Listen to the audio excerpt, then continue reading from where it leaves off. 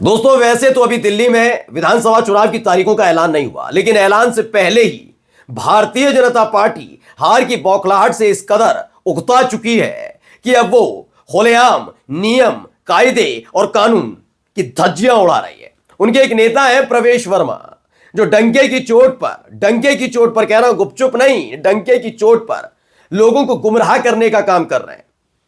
लोगों को पैसे बांटने का काम किया जा रहा है और यह बात छिपी हुई नहीं है, खुल्लम खुल्ला हो रहा है। लेकिन इस दिल्ली के ही उपराज्यपाल महोदय को इस बात की चिंता नहीं सता रही।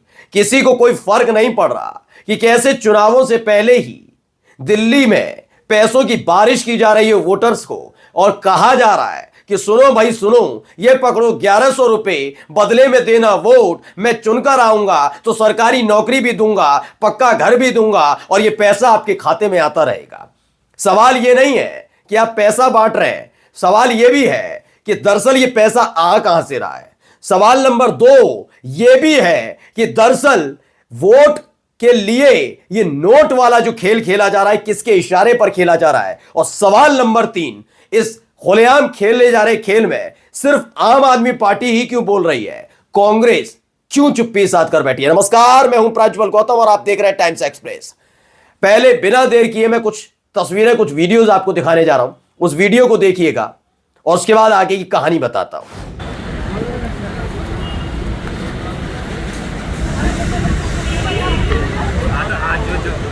जो आश्रम भी तो इस वीडियो को देखा, यह प्रवेश वर्मा है, भारतीय जनता पार्टी के नेता है। उनके घर के बाहर भीड़ जमा है। क्यों जमा है महिलाओं की? दरअसल इन सबको बुलाया गया है, ये अंदर जाते हैं, वहां से 1100 रुपए मिलते हैं। खबर यह है कि रजिस्ट्रेशन कराया जा रहा है कि कितने लोगों में पैसा बांटा सबसे।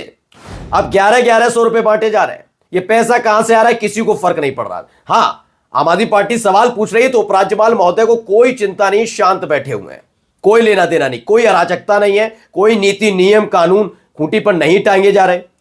सवाल यह भी है कि वहां से निकलने वाली महिलाएं ये नहीं बता रही, सिर्फ ये भी कह रही हैं 1100 रुपए देने के साथ उन्होंने वोट देने के लिए भी कहा, लेकिन फिर भी किसी को फर्क नहीं पड़ रहा है।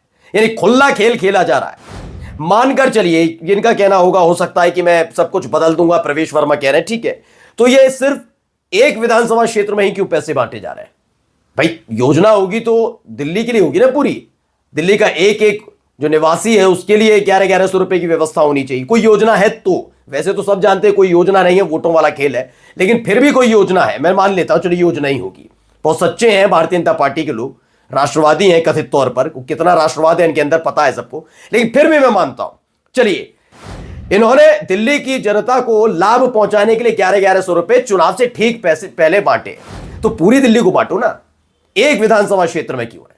और आखिरकार ये क्यों कहा जा रहा है कि हमें वोट देना? सुन लीजिए बयान। मिल गया सर। कितना रुपया मिला? 1100 रुपया। खुश हैं अब? बिल्कुल, लेकिन जो सर ने बोला है ना वो होएगा ना। भैया ने जो बोला है। क्या बोला उन्होंने? उन्होंने बोला है सरकारी नौकरी मिलेगी जिसके घर में नहीं है, और घर में नहीं है। हाँ, नहीं, सभी को ही बोला है, मतलब सबको सरकारी नौकरी दे देंगे। हाँ, वो कह रहे हैं कि सबको सरकारी नौकरी मिलेगी। भरोसा है? हम इस चीज पे लग रहे हैं कि सरकारी नौकरी मिलेगी। अच्छा, जिनके बच्चे घर में हैं, जिनको नौकरी नहीं मिल रही है, वो अप्लाई करें। तो आपको भी बोला कि आपके घर में नौकरी मिलेगी? हाँ जी। तो उसके लिए क्या करना होगा आपको? मैंने नंबर दे दिया है, वो कह रहे हैं हम आपसे कांटेक्ट कर लेंगे। अच्छा, और क्या बोला उन्होंने आपसे? उन्होंने बोला जहाँ जिसकी झुग्गी है वहीं पे ही पक्का हो जाएगा। अगर जो पक्का हो जाएगा तो अच्छी बात है ना। तो उसके लिए आपको क्या करना पड़ेगा? वोट देना पड़ेगा, कुछ और करना पड़ेगा? वोट ही देना पड़ेगा इनको। तो अब क्या सोचा है दिल्ली में, कौन, केजरीवाल या बीजेपी? बीजेपी आ जाने चाहिए। तो लग रहा है मकान मिलेगा इसलिए 1100 रुपया मिला इसलिए, या कोई और नहीं, वजह है? जो अच्छा करेगा उसको अच्छा ही। केजरीवाल ने कैसा काम किया? ठीक है, उन्होंने क्या करा, हमको पानी लगवाया है, मीटर लगवाया है, और हमारे घर के सामने रास्ते बनवाए हैं। फायदा हुआ केजरीवाल से? उनने तो ये चीज गलत करी थी कि एक के साथ एक दारू फ्री करी। अच्छा, दारू वाले से नाराजगी है। तो अब दिल्ली का अगला सीएम किसे चाहते हैं? सर, जो अच्छा करेगा उसी को ही अच्छा बोलेंगे ना। बीजेपी या केजरीवाल? अब बीजेपी को ही सब वोट दे रहे हैं तो बीजेपी को ही बोलना। ऐसा मिला है?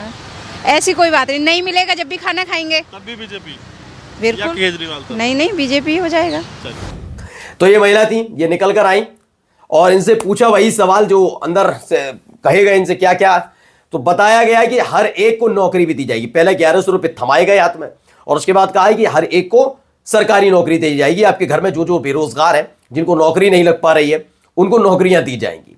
सवाल यह है कि एक विधानसभा क्षेत्र, वहां जो लोगों की तादाद होगी, अब वो 10, 15, 20 लड़के तो नहीं होंगे जिनका जो बेरोजगार होंगे। पूरे विधानसभा क्षेत्र में कितने लोग बेरोजगार होंगे? इतनी सरकारी योजनाएं के तहत नौकरियां कहां से लाएंगे?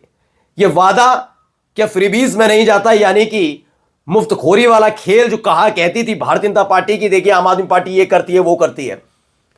अब सोचिए हालात ये हुए कि आम आदमी पार्टी ने जो रवायत शुरू की थी ना, कि जनता से टैक्स लिया और जनता को टैक्स के भरपाई भी उनको सब्सिडी के जरिए या फ्री यात्रा के जरिए या फिर बिजली में छूट देकर, फ्री पानी के जरिए, इन तमाम जरिए से उनका टैक्स उन्हें वापस भी कर दिया। इसे फ्रीबीज कहती थी बीजेपी, लेकिन अब उल्टा इसी खेल में खुद आ गई है। अब फ्रीबीज नहीं है, ये जन कल्याणकारी योजनाएं कहलाई जाएंगी। अभी एक और बयान सुनिए कि क्या कुछ कह रही है। वोट, पैसे दिए हैं तो वोट भी देना, सुनिए। बोले हैं कि मोदी को देना वोट।